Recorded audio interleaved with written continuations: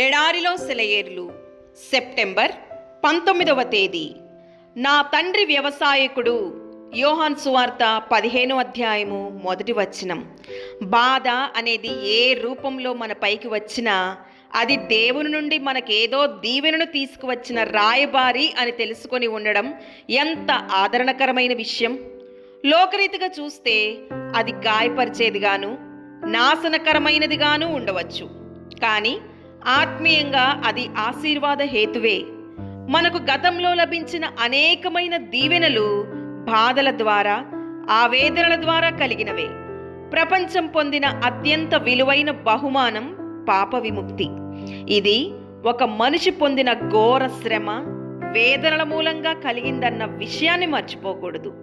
మన పైకి వచ్చే ప్రతి కత్తిరింపులోనూ మన కొమ్మలు, ఆకులు ఆ పదునైన కత్తి దెబ్బలకు తెగిపడినప్పుడు ఈ మాట జ్ఞాపకం ఉంచుకుంటే మనకు ఆదరణ కలుగుతుంది. నా తండ్రి వ్యవసాయకుడు. డాక్టర్ విన్సెంట్ ఒకసారి ఒక ద్రాక్ష తోటకు వెళ్ళాడు. అక్కడ నోరూరించే ద్రాక్షాలు అన్ని వైపులా గుత్తులు గుత్తులుగా వేలాడుతున్నాయి. ఆ తోట యజమాని అన్నాడు, నేను నియమించిన క్రొత్త తోటమాలి పనిలో చేరగానే ఖచ్చితంగా చెప్పేశాడు, ఉన్న ద్రాక్ష మొక్కలన్నిటినీ కాండాలు మాత్రం మిగిలేలా నరకడానికి అనుమతి ఇయ్యకపోతే తాను అసలు నా దగ్గర పనిలో చేరడమే కుదరదని. దానికి నేను ఒప్పుకున్నాను. అతడు వాటన్నిటినీ నరికేశాడు. 2 సంవత్సరాల పాటు పంట ఏమీ లేదు. కానీ దాని ఫలితం ఇది. ఇలా కొమ్మల్ని కత్తిరించడంలోని అర్థం క్రైస్తవ జీవితానికి కూడా వర్తిస్తుంది.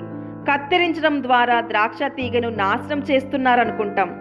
తోటమాలి ఆ ద్రాక్ష మొక్కలన్నిటినీ పాడు చేస్తున్నట్టు అనిపిస్తుంది.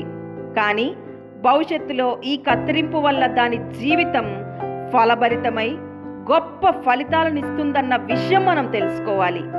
నొప్పి అనే ధర చెల్లించకుండా ఆశీర్వాదాలను కొనుక్కోవడం అసాధ్యం. వాటిని సాధించడం కోసం మనం కొంచెం శ్రమపడాల్సిందే. సంతోషంతో కలిసి 1 మైలు నడిచాను. చాలా మాటలు ఆవిడ మాట్లాడింది.